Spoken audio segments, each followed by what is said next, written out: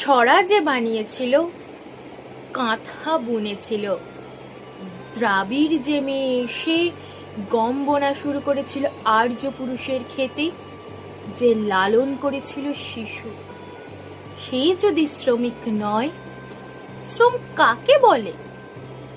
আপনি বলুন মার্কস, কে শ্রমিক, কে শ্রমিক নয়? নতুন যন্ত্রের যারা মাস মাইনের কারিগর, শুধু তারাই শ্রম করে?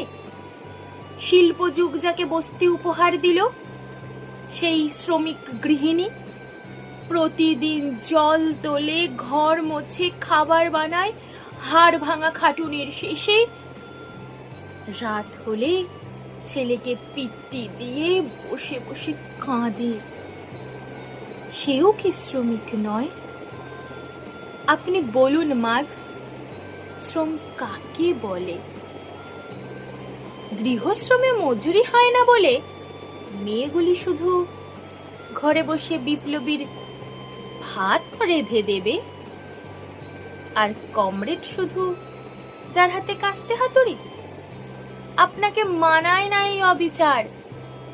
কখনো বিপ্লব হলেই পৃথিবীতে স্বর্গ রাজ্য হবে।